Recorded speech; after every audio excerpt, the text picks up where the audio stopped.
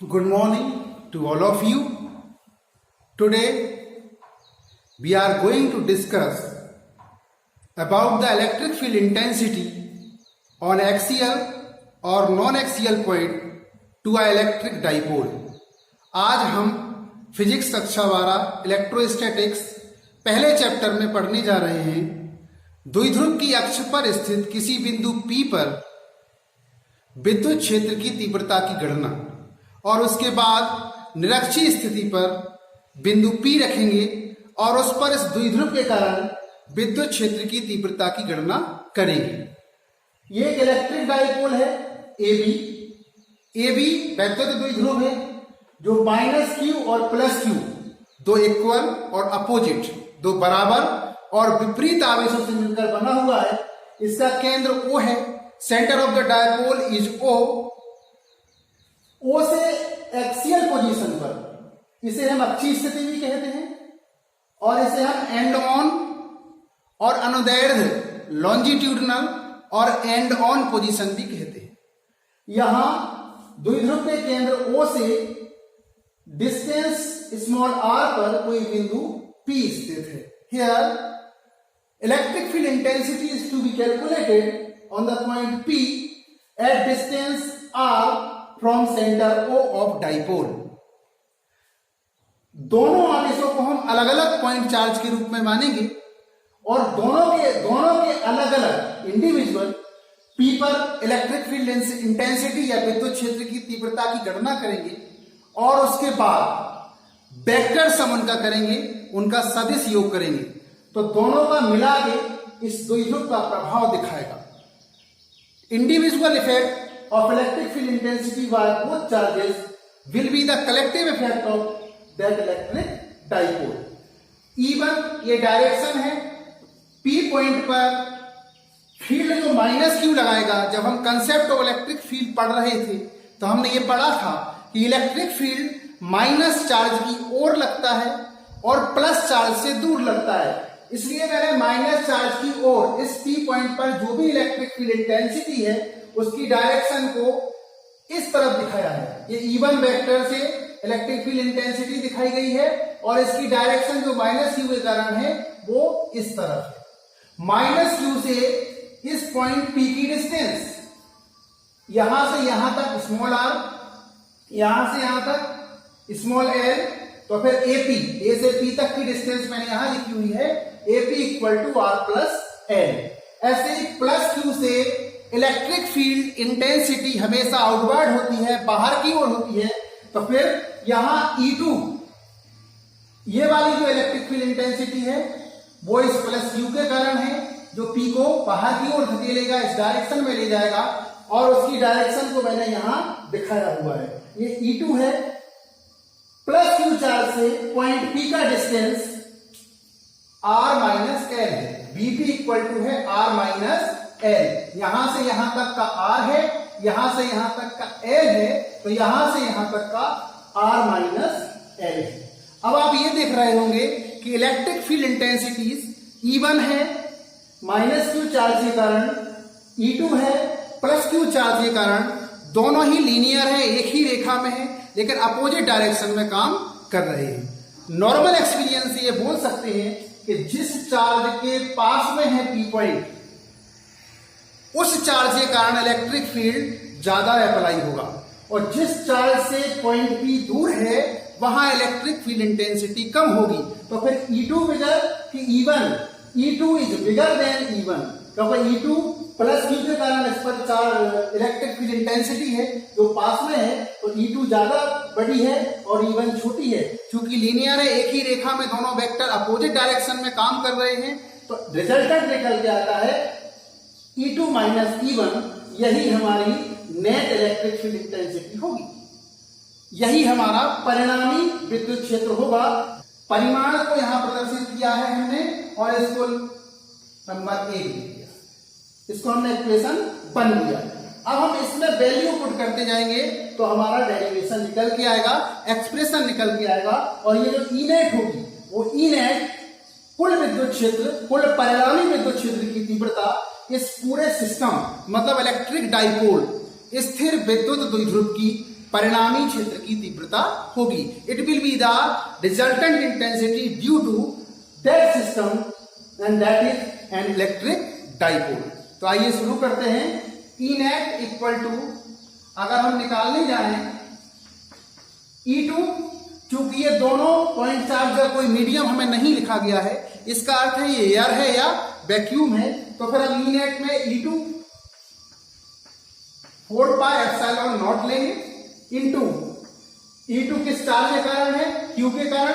दोनों का हम यहां केवल मैग्नीट्यूड ले रहे हैं, डायरेक्शन को नहीं ले रहे, तो यहां हमने लिया Q अपॉन इस चार्ज से इसकी डिस्टेंस कितनी है BP, R माइनस L का square minus 1 upon 4 pi epsilon naught into, यहां भी मैग्नीट्यूड Q ही है, तो यहां लिख देंगे हम Q अपॉन डिस्टेंस, यहां से बदल जाएगी, ये सब पॉइंट चार्ज है, ये भी और ये भी। यहां से डिस्टेंस है AP और AP है R प्लस L, तो R प्लस L का होल स्क्वायर। यहां से कॉमन आ सकता है कुछ, E net equal to 1 upon 4 pi epsilon naught into Q, ये कॉमन निकाल लिया, और यहां आएगा 1 अपॉन R माइनस L का स्क्वायर, फिर minus 1 upon R plus L का स्क्वायर। इसको मैं यहां उठा के लाता हूं। E net equal to Q upon 4 pi epsilon naught into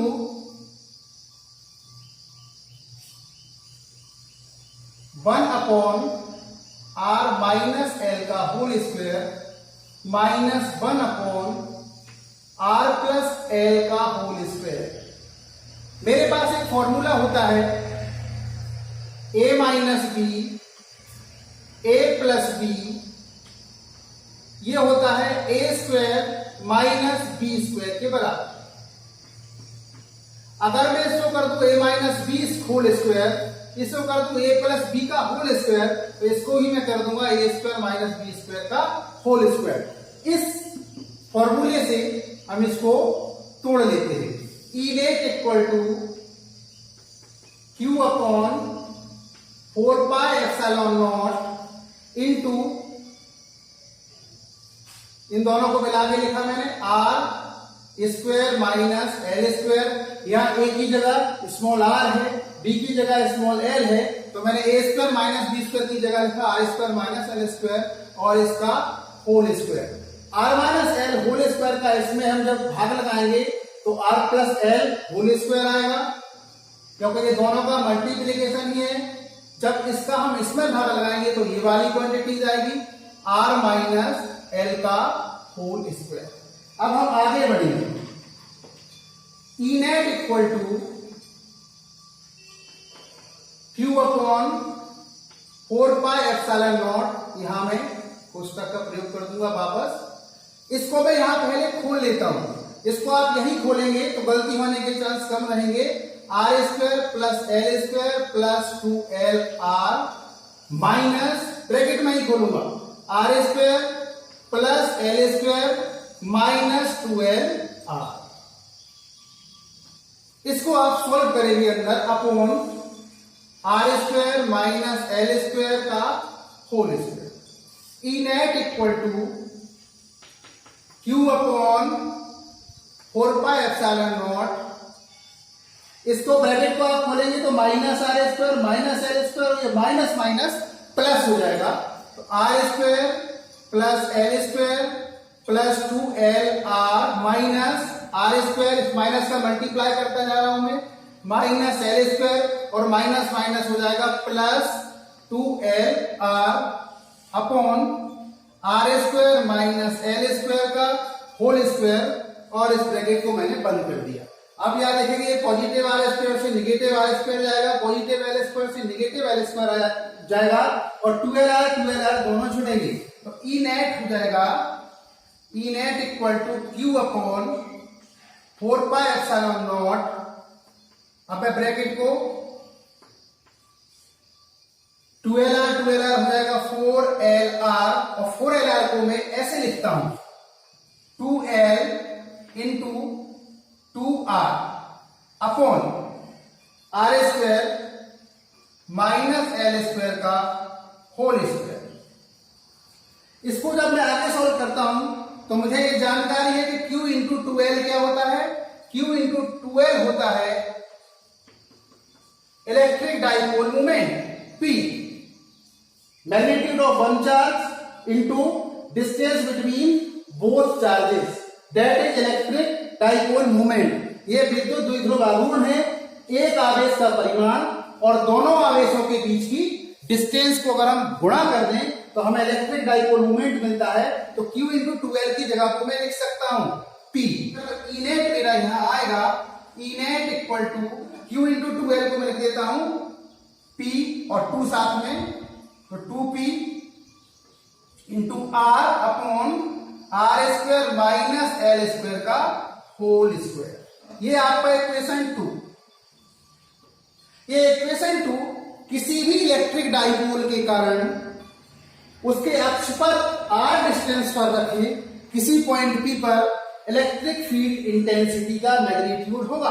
और इसकी डायरेक्शन कहां होगी? डायरेक्शन आप देख सकते हैं, दो वेक्टर है आपके पास, एक E2 है इस तरफ और E1 है इस तरफ। कौन बड़ा है? E2। E2 बड़ा है तो नेट डायरेक्शन कहां होगी? इसकी नेट डायरेक्शन ये होगी। नेट डायरेक्शन होगी E2 की दिशा में। E2 की दिशा में यहां हम लिख सकते हैं दिशा E2 वेक्टर की दिशा होगी। और E2 वेक्टर का डायरेक्शन कहां है? डायरेक्शन विल बी, E2 का डायरेक्शन है इस तरफ, बाएं से दाएं। बाएं क्या है? माइनस चार्ज है, माइनस Q। राइट में कौन सा है? Plus Q। मतलब माइनस Q से प्लस Q की ओर नेट इलेक्ट्रिक फील्ड इंटेंसिटी की डायरेक्शन है, और माइनस Q से प्लस Q की ओर हम जानते हैं इलेक्ट्रिक डाइपोल मूवमेंट की डायरेक्शन होती है, वैद्युत द्विध्रुव आघूर्ण की डायरेक्शन होती है। तो ये जो E नेट निकला है, परिणामी विद्युत क्षेत्र की तीव्रता निकली है विद्युत द्विध्रुव के कारण, उसकी परिणामी दिशा द्विध्रुव आघूर्ण की दिशा में होगी। The resultant direction of electric field intensity at point P due to electric dipole is in the direction of electric dipole movement. एक केस और यहां बनता है, या स्क्रीनशॉट ले लें। यदि हमारा डाइपोल बहुत छोटा है, if our dipole is very small, यदि हमारा द्विध्रुव छोटा है तो फिर L बहुत ही कम होगी R के कंपैरिजन में। ये जो डिस्टेंस होगी R, इससे कंपैरिजन में L बहुत कम होगी। अगर हमारा डाइपोल बहुत छोटा है, बहुत कम दूरी पे है, माइनस Q प्लस Q जो अमूमन होते हैं, तो आदर्श डाइपोल या आइडियल डाइपोल या डाइपोल स्मॉल हो तो L is very less than R। तो फिर हम यहां इस पद में L को नेग्लेक्ट कर सकते हैं, और आगे हमारा जो एक्सप्रेशन होगा वो कुछ इस तरह होगा, E net equal to 1/4 pi epsilon naught into 2P into R upon R square का होल स्क्वायर। L को हम जब नेग्लेक्ट कर देंगे तो R स्क्वायर का होल स्क्वायर, तो R 4 हो जाएगा, R की पावर 4। अब R ऊपर 1 है तो इसको फिर आगे सॉल्व करेंगे अगर हम, तो फिर आएगा E net equal to 1/4 pi epsilon naught into 2P upon R का क्यूब, R की पावर 4 और ये R, इसको सॉल्व करेंगे तो ये आएगा, और इसको इक्वेशन हम 3 देंगे, और इसकी डायरेक्शन होगी द्विध्रुव आघूर्ण की दिशा में, द्विध्रुव आघूर्ण की दिशा में, इन the direction of electric dipole movement. Axial position में यदि डाइपोल हमारा स्मॉल है, छोटा है, small l with compared to r, small r is very very less, then we will use equation number 3 for the electric field intensity expression। तो ये 1, 2 और 3 यहां आपको याद रखना है। यह भी याद रखना है कि एक्सियल पोजीशन को हम दो और नामों से पुकारते हैं, एंड ऑन पोजीशन और लॉन्जिट्यूडिनल पोजीशन। एंड ऑन स्थिति और अनुदैर्ध्य स्थिति। इन स्थितियों में अगर आपको पॉइंट P पर इलेक्ट्रिक फील्ड इंटेंसिटी का एक्सप्रेशन निकालने आता है, विद्युत क्षेत्र की तीव्रता ज्ञात करने आती है, तो आप इस व्यंजक को कर देंगे। नेक्स्ट लेक्चर में हम इसी इलेक्ट्रिक डाइपोल के नॉन एक्सियल या ट्रांसवर्स पॉइंट पर निरक्षीय स्थिति पर यदि बिंदु P r डिस्टेंस पर है तो उस पर इलेक्ट्रिक फील्ड इंटेंसिटी को कैलकुलेट करेंगे। जैसा कि आप देख पा रहे होंगे, यहाँ AB एक स्थिर विद्युत द्विध्रुव है जो -q + q चार्ज सिस्टम से बना हुआ है। उससे केंद्र O से स्मॉल r दूरी पर एक बिंदु P स्थित है जहां हमें विद्युत क्षेत्र की तीव्रता ज्ञात करनी है।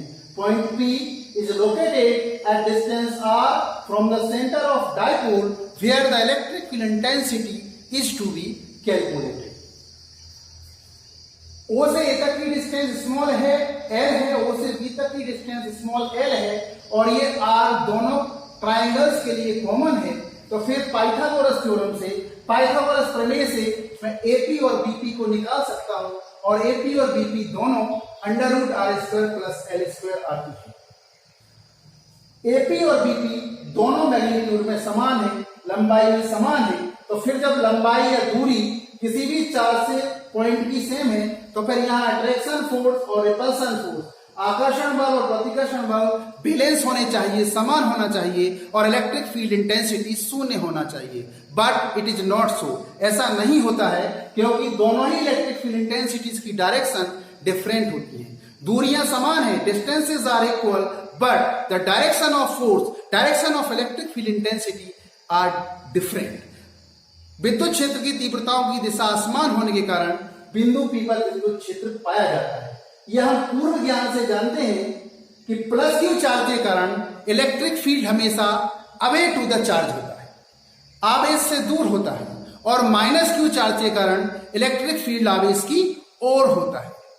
हम मान लेते हैं कि यह द्विध्रुव 2 पॉइंट चार्जेस से मिलकर बना है।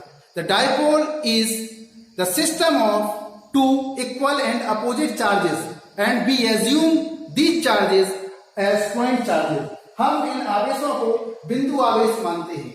दोनों बिंदु आवेशों के कारण इस पर अलग अलग विद्युत क्षेत्र की गणना करेंगे और फिर दोनों को सदिश रूप में जोड़ देंगे। We have to calculate individual electric field intensity due to these charges on point P and then we will apply vector sum. -q charge की और इलेक्ट्रिक फील्ड इंटेंसिटी होती है, ये हम इलेक्ट्रिक फील्ड इंटेंसिटी के कंसेप्ट में सीख चुके हैं, विद्युत क्षेत्र की अवधारणा में पढ़ चुके हैं। तो इसकी इंटेंसिटी को मैं E1 बोल रहा हूं,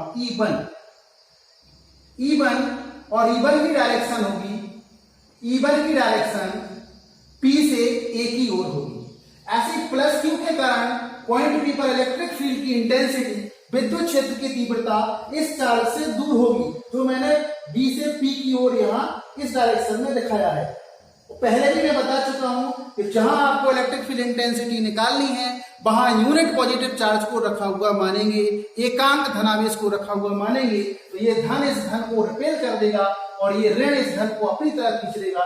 तो अभी हमें इलेक्ट्रिक फील्ड इंटेंसिटीज, विद्युत क्षेत्र की तीव्रताओं की दिशाएं मिल जाएंगी।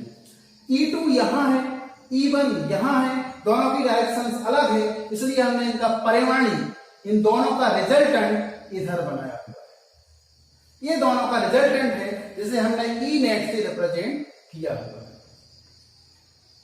फिर एक बार सुन लें, -q आवेश के कारण बिंदु P पर विद्युत क्षेत्र की तीव्रता E1 होगी जिसकी दिशा बिंदु P से A की ओर होगी। +q के कारण बिंदु P पर विद्युत क्षेत्र की तीव्रता E2 होगी जिसकी दिशा P से P की ओर होगी। दोनों की दिशाएं भिन्न हैं, दोनों का परिमाणी resultant of both electric field intensity will be shown as E net. दोनों का ही परिमाणी विद्युत क्षेत्र की तीव्रता E नेट के द्वारा प्रदर्शित की गई है। ये वाला थीटा और ये वाला थीटा, ये थीटा और थीटा सेम है क्योंकि ये तो हमने रिजल्टेंट ही लिया हुआ है। ये थीटा और ये थीटा दोनों सेम है। इसकी आप कंपैरिजन करें, इसको मैं आगे बढ़ा दूंगा अगर और इसको यहाँ आगे पीछे बढ़ा दूंगा तो ये दो पैरेलल लाइन होगी और ये इंटरसेक्टिंग लाइन होगी, काटने वाली रेखा होगी। दो समांतर रेखाओं को अगर तीसरी रेखा प्रतिच्छेदित करती है तो ये दोनों एंगल सेम होते हैं और ये एंगल वही है। ये वाली जो लाइन है वो इंटरसेक्टिंग लाइन, काटने वाली रेखा हो गई और ये दो पैरेलल लाइन होगी, समानांतर रेखाएं हुई, तो ये थीटा और ये थीटा दोनों इक्वल है, ये थीटा और ये थीटा बराबर है क्योंकि ये रिजल्टेंट है। तो हम ऐसा लिख सकते हैं कि in figure 1 all distances in angle are shown, चित्र 1 में सारी दूरियां और कोण प्रदर्शित हैं, and all the angles shown in figure 1 are equal by geometry, और ज्योमेट्री के हिसाब से चित्र में दिखाए गए सारे कोण समान हैं। ये डिस्क्रिप्शन में हम लिख के डेरिवेशन पर आगे बढ़ सकते हैं। अब हमारा परिमाणी है ई नेट, रिजल्टेंट है ई नेट, इसको हम कैसे ज्ञात करें? इसको ई नेट के पूरे डायग्राम को उठा के यहां रख दिया हूं। ये देखिए, ये थीटा, ये रिजल्टेंट, फिर थीटा और ये वाला E1, E2, ई नेट और E1, इस पूरे सिस्टम को मैंने उठा के यहां रख दिया और मैंने इसको रिजोल्व किया। E2 को जब मैं दो भागों में तोड़ूंगा तो E2 का एक वर्टिकल कंपोनेंट आएगा ऊर्ध्वाधर घटक E2 sin थीटा और एक क्षैतिज घटक आएगा E2 cos थीटा। E1 को जब मैं दो भागों में रिजोल्व करूंगा तो एक वर्टिकल कंपोनेंट ऊर्ध्वाधर घटक नीचे की ओर आएगा, तो इसकी डायरेक्शन नीचे है, E1 sin थीटा, और एक क्षैतिज घटक हॉरिजॉन्टल कंपोनेंट आएगा E1 cos थीटा। E1 और E2 क्या मैग्नीट्यूड में बराबर है? परिमाण में बराबर है। अगर परिमाण में बराबर है तो E1 sin theta, E2 sin theta दोनों एक दूसरे को कैंसिल करेंगे। They will cancel each other because they will be same in magnitude and opposite in direction। और दोनों E1 और E2 cos थीटा जो कि एक ही डायरेक्शन में है तो फिर E नेट बनाएंगे, ये दोनों जुड़ जाएंगे। अब अपने एक्सप्रेशन को स्टार्ट करते हैं। दोनों अलग अलग पॉइंट चार्ज मानते हैं। पहले हम माइनस क्यू के कारण बिंदु P पर क्षेत्र की तीव्रता, इसको हम E1 लिखते हैं। E1 इक्वल टू होता है 1/4 pi epsilon naught into source charge का परिमाण ऊपर, इसका मैग्नीट्यूड केवल मुझे लेना है तो Q ले लिया, माइनस से मुझे मतलब नहीं, अपॉन सोर्स चार्ज जब माइनस Q है तो माइनस Q से P की डिस्टेंस कितनी है? √r² plus l², √r² plus l²। तो इसका जब मैं होल स्क्वायर करूंगा, Q/r² है, दूरी का जब मैं स्क्वायर करूंगा तो ये हो जाएगी E1 equal to 1/4 pi epsilon naught into Q/r² plus l²। ये इक्वेशन 1, और डायरेक्शन अगर आप देना चाहें तो P से A की ओर, यहां लिख देंगे P से A की ओर, from P to point A, ये डायरेक्शन होगी। यहां कंफ्यूज नहीं होना है। ये क्या है? जब हम पॉइंट चार्ज को सोर्स चार्ज मानते हैं तो इलेक्ट्रिक फील्ड इंटेंसिटी का फॉर्मूला हमने पढ़ा है, विद्युत क्षेत्र की तीव्रता का सूत्र हमने पढ़ा है, capital E equal to 1/4 pi epsilon naught into source charge का मैग्नीट्यूड, स्रोत आवेश का परिमाण ऊपर और स्रोत आवेश से उस बिंदु की दूरी जहां पर हम इलेक्ट्रिक फील्ड इंटेंसिटी निकाल रहे हैं। The distance of point P from the source charge where we have to calculate electric field intensity. तो ये वाली दूरी हम ले लेते हैं AP। तो यहाँ r² प्लस l² P से A की ओर, ये इलेक्ट्रिक फील्ड इंटेंसिटी होगी माइनस Q के कारण। अब दूसरे पॉइंट चार्ज को ले लूंगे प्लस Q को, तो प्लस Q के कारण बिंदु P पर क्षेत्र की तीव्रता E2 equal to 1/4 pi epsilon naught into, अब भी मैग्नीट्यूड Q ही है, दोनों बराबर परिमाण के होते हैं, अपॉन वही का वही √r² प्लस l² का होल स्क्वायर। तो यहां मैं जब डायरेक्ट लिख देता हूं r² प्लस l² इक्वेशन 2, और जब डायरेक्शन की बात करेंगे तो ये B से P की ओर है, B से P की ओर, P से दूर जा रही है, तो B से P की ओर। अब E1 और E2 को आप देखेंगे तो शायद मैग्नीट्यूड में बराबर है, by equation 1 and 2 E1 equal to E2 in magnitude. E1 और E2 इक्वेशन 1 और 2 को हम कंपेयर करेंगे तो हमें लगेगा कि दोनों के परिमाण बराबर है, केवल डायरेक्शन में अंतर है, एक P से A की ओर है और एक B से P की ओर है, मतलब एक P से दूर है और एक P की ओर है। तो फिर डायरेक्शन के लिए हम अपना रेसोल्यूशन देखते हैं, और जब E1 और E2 बराबर हैं तो फिर E1 sin थीटा और E2 sin थीटा दोनों एक दूसरे को कैंसिल करेंगे। यहां से आगे जब हम डेरिवेशन को बढ़ाएंगे तो हम लिखेंगे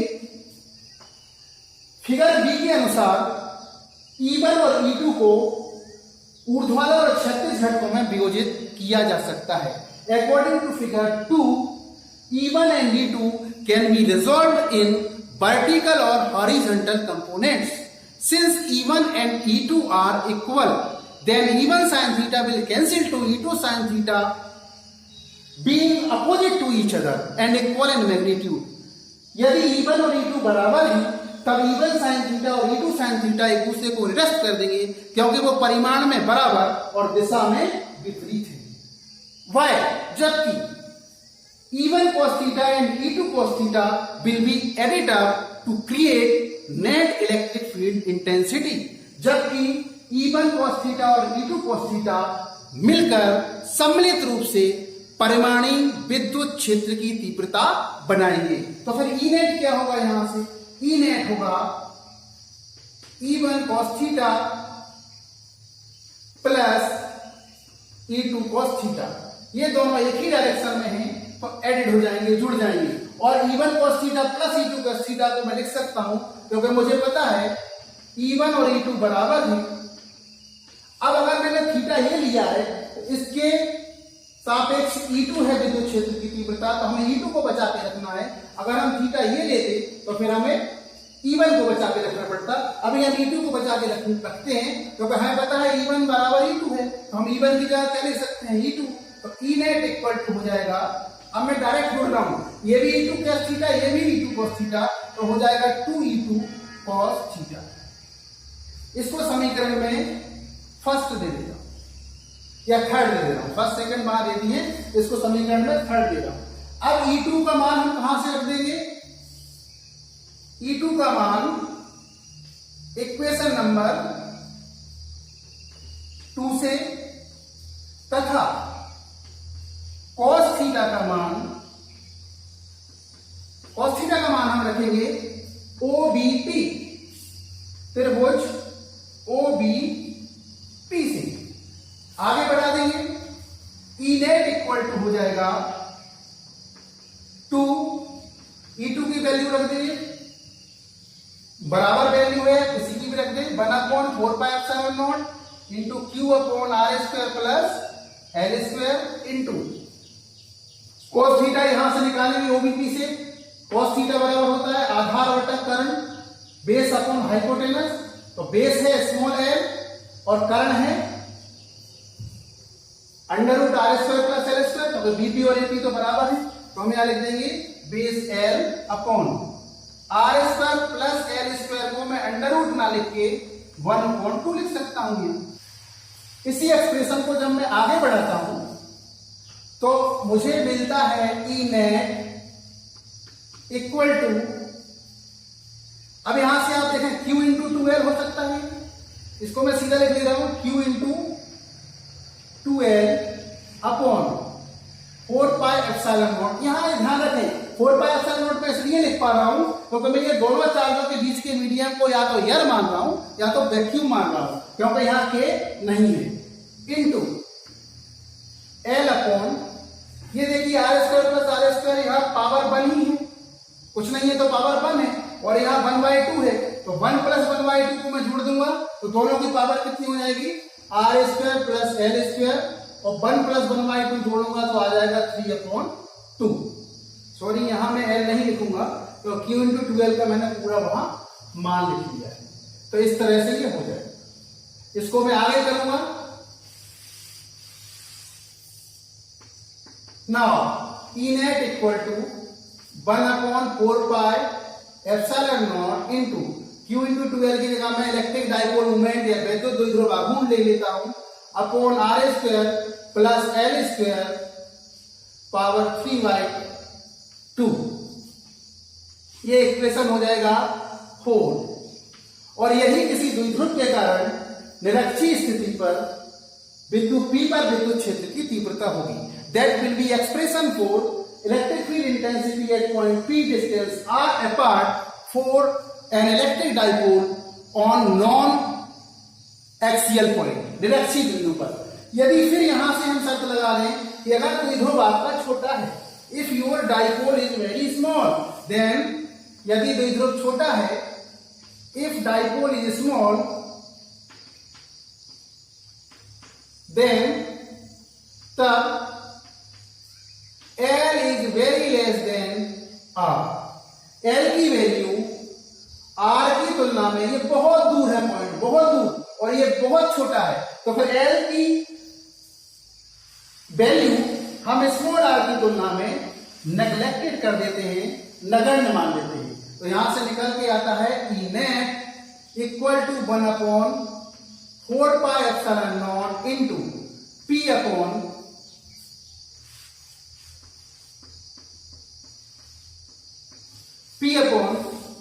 L स्क्वायर को हटा दें तो R स्क्वायर की पावर 3/2, तो 2 से 2 कैंसिल, तो फाइनली हम लिख सकते हैं E net equal to 1/4 pi epsilon naught into P upon R की पावर Q, एक्सप्रेशन 5, और डायरेक्शन होगी दिशा।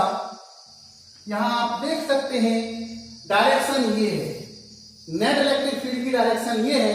हम मानते हैं द्विध्रुव आघूर्ण की दिशा -q से +q इस तरफ, और ये परिणामी विद्युत क्षेत्र रिजल्टेंट इलेक्ट्रिक फील्ड इंटेंसिटी है इस तरफ, मतलब द्विध्रुव आघूर्ण की दिशा के विपरीत। तो यहां मैं लिखांगी दिशा द्विध्रुव आघूर्ण की दिशा के विपरीत। Direction is opposite to the direction of electric dipole movement. और यहां से फिर हम लिख देंगे equation 5 is an expression for electric field intensity due to electric dipole on non axial point P। समीकरण 5 ही किसी विद्युत द्विध्रुव के द्वारा निरक्षीय रेखा पर बिंदु P पर क्षेत्र की तीव्रता का व्यंजक है। ये निरक्षीय स्थिति हो गई। जब हम अक्षीय निरक्षीय की तुलना करेंगे तो एक्सियल में वहां 2P था, बस नॉन एक्सियल में 2 हट गया। इसका मतलब एक्सियल पोजीशन में जो विद्युत क्षेत्र की तीव्रता होती है किसी द्विध्रुव के कारण, किसी इलेक्ट्रिक डाइपोल के कारण, वो नॉन एक्सियल के कंपैरिजन में डबल होती है, 2 गुनी होती है। निरक्षीय स्थिति से 2 गुनी होती है। अगर हम वहां अक्षीय और ये निरक्षीय का कंपैरिजन करेंगे तो ये भी निष्कर्ष पर पहुंच जाएंगे। इन 2 डेरिवेशंस में से कोई ना कोई डेरिवेशंस अल्टरनेटिव आपकी परीक्षा में आता रहता है। Thank you very much.